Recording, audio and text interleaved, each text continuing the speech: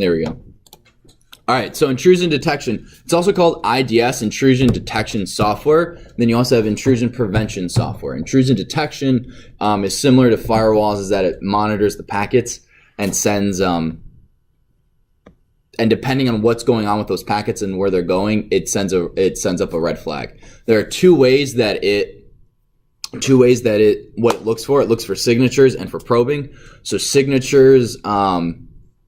So if there's a known attack that, it probes port 68 14 times, it probes port 128 4 times, and it does this in a certain amount, and it's a signature of a type of attack, it keeps a lookout for those. It also has something cool. It's called probing, and what that is that it looks at the packets going to a single port, and if it notices that a lot of packets are going to one port within a certain amount of time, it can shut that port down. It can send an email to the network admin, and this happens a lot here because a teacher will go, hey class, let's go to this one website, and you have 15 to 20 kids going to the website within 5 seconds of each other.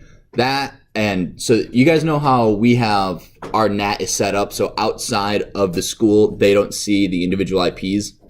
All they're seeing is one IP going to the same address within 5 seconds of each other.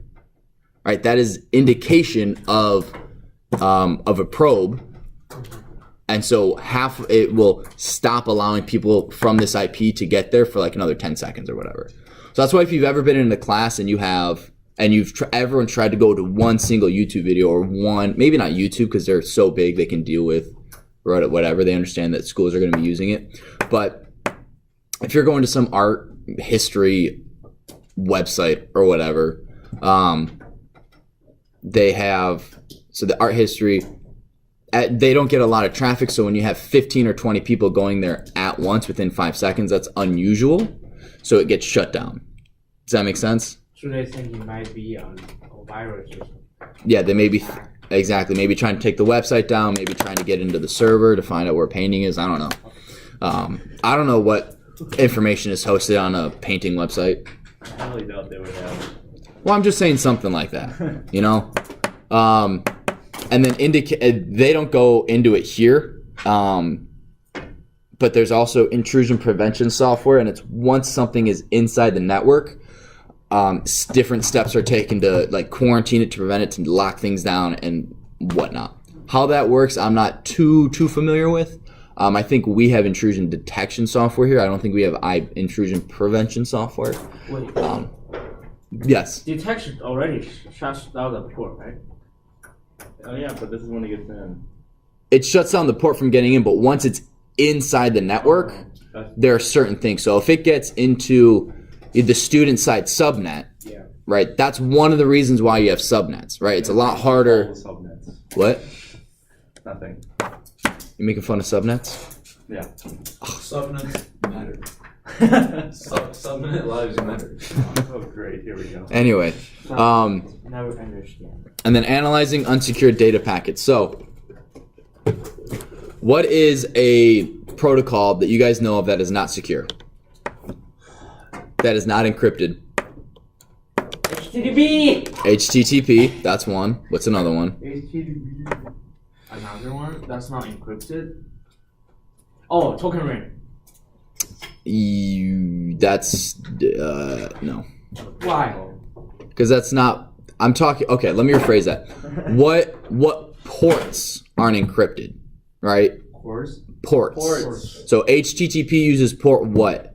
Port 80. Port 80 is not encrypted. What's it? There's two more that I'm thinking of. Is it the mail one?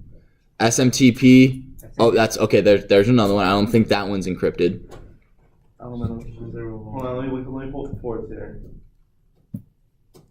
I've mentioned one at the beginning of the hour. TCP. What is going File transport.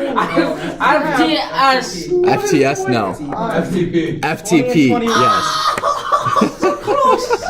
20 and 21. What does a P stand for, by the way? File transfer protocol. What ports are those? 20 and 21. For file transfer protocol? That was 23. What's 23? Tell me that. Oh, Yeah. So Telnet also isn't secure. So in here they talk about analyzing unsecure networks. So this right here, it's you Telnet into a computer. That is not. You should try that. I don't think we have Telnet set up here. It's old school. So So what does Telnet do? Telnet is it basically it allows you to connect to any like a computer on your network, Okay.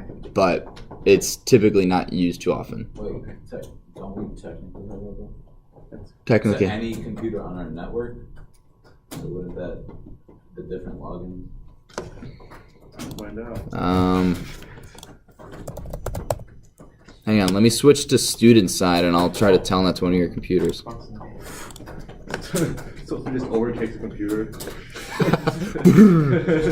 The bird running into the wall. What does it do? All right, let me see. What's the spring constant? Wait, you have to reopen. Spring constant. What do you- Spring constant. Don't you have to reopen command line? No, I've IP'd over. So Telnet. Christoph, what's your IP address? You're gonna blow it up, Christoph. Be careful. I don't know how to do that.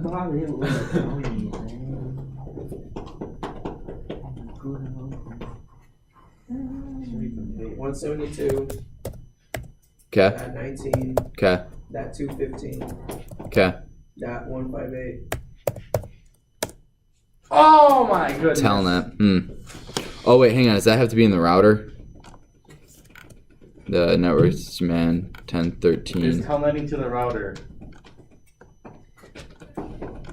The network administrator. I thought you could do it to any computer. It may just be the router, but I could have sworn I could do it to any computer.